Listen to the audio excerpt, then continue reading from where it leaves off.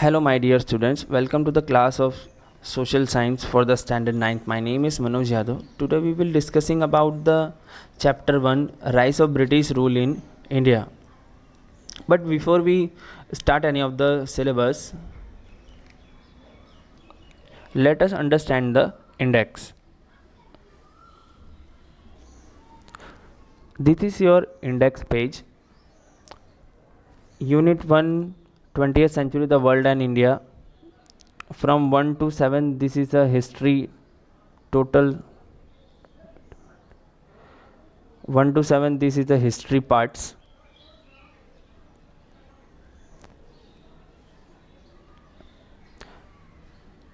Now unit 2, making of modern nations, 8 from 8 to 12. 8 to 12, this is your civics part. Then last one is unit 3, India, its land and people, from 13 to 20. From 13 to 20, this is of geography part. In 9th standard there are 20 lessons are there, total 20 chapters are there. सबसे पहले introduction देख लेते हैं. Unit 1, 20th century, the world and India. During the 20th century, the world has witnessed long-term result of the research and progress made in various fields of human life. Research और इतनी तरक्की कर चुका था इंसान रिसर्च में और progress कर चुका था ह्यूमन लाइफ में, उसका पूरे का पूरा वर्ल्ड क्या था, सबूत था 20th century में. Activities of colonialism that spread in Asia and Africa created enmity among the European powers interested in acquiring colonies, and that resulted in World War I. Russian Bolshevik Revolution in Russia and the rise of dictatorship in Germany, Italy, Spain, etc. and World War II, step by step in world politics. अब जब colonialism की बात चल रही थी, अपने colonialism बढ़ाने की एशिया और अफ्रीका में, ये सब बढ़ाने की बात चल रही थी, तो उसमें क्या हुआ, यूरोपियन कंट्रीज़ में क्या हो गया, वर्ल्ड वार फर्स्ट. उसमें ही रशियन बोल्शेविक रेवोल्यूशन आया, उसके अंदर जर्मनी, इटली, स्पेन, इनके साथ इनका क्या हो गया, वर्ल्ड वार सेकेंड भी चालू हो गया धीरे धीरे.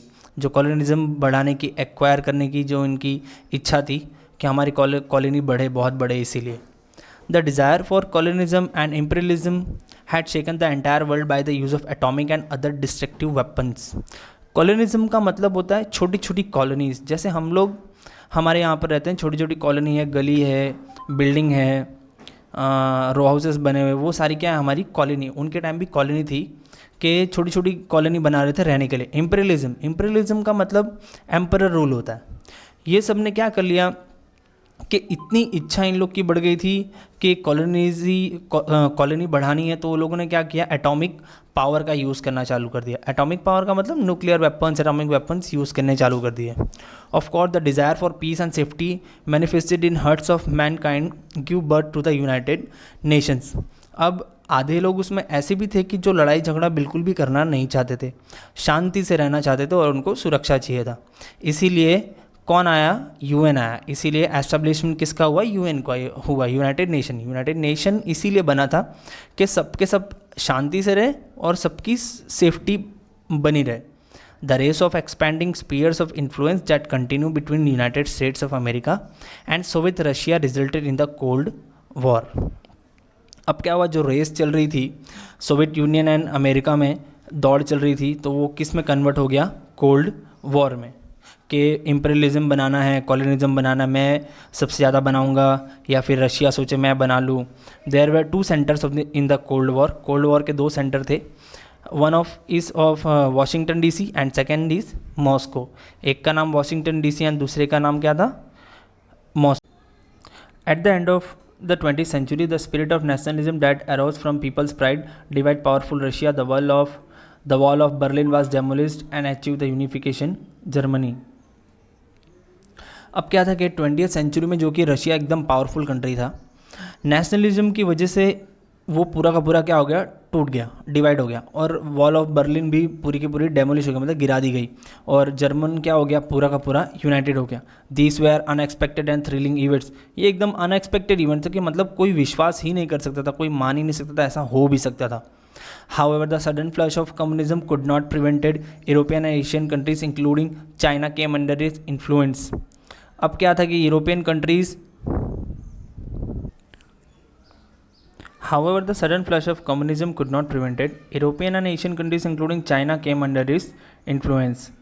अब क्या अचानक से कम्युनिज्म आ गया? कम्युनिज्म का मतलब होता है एक सोशल ऑर्गेनाइजेशन होता है, सोशल सिस्टम है, सारी प्रॉपर्टी जो कम्युनिटी के पास आ जाती है, इंसान के नीड्स और एबिलिटी के अकॉर्डिंग डिस्ट्रीब्यूट कर दिया जाता है.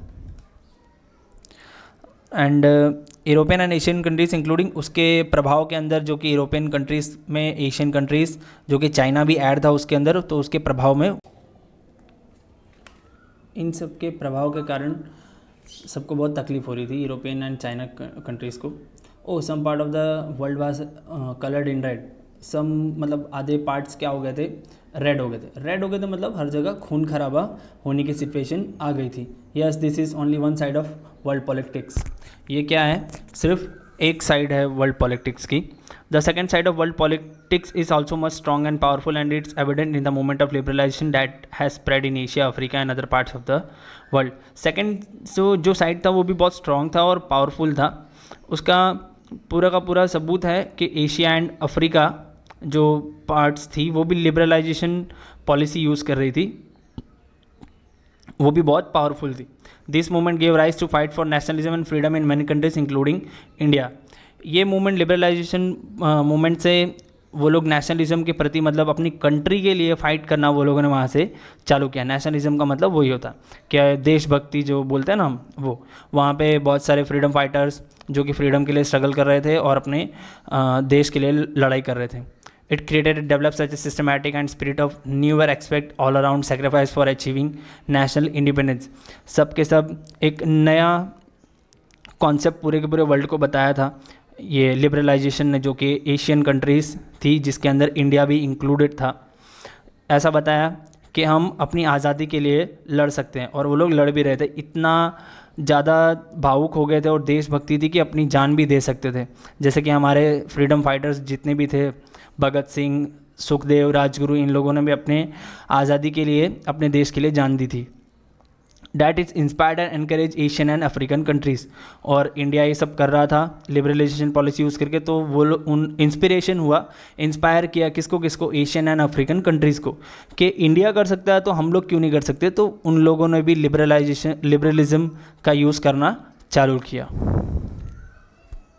This units describe the international struggle which creates such an image where in the north south, the east west, young and old men and women were made enthusiastic participants. ये unit क्या describe कर रहा है कि Indian national struggle, जो हम लोगों ने इतना स्ट्रगल किया, हमारे नेशनल लीडर्स लोगों ने और फ्रीडम फाइटर्स ने, उन लोगों ने एक इमेज बना दी थी. आप चाहे कि नॉर्थ साउथ में चले जाओ, ईस्ट वेस्ट में चले जाओ, जवान, बूढ़े, आदमी, औरत, सब लोगों ने इतने जोश के साथ, एंथुसियास्टिक मतलब जोश, इतने जोश के साथ पार्टिसिपेट किया. And this contributed towards a glorious history. और पूरी की पूरी हिस्ट्री एकदम सुंदर लिख डाली, इतना ग्लोरियस बना दिया. It also includes events of revolutionaries who fought for the independence of their motherland and expected martyrdom, which will include self-respect, patriotism and nationalism among children.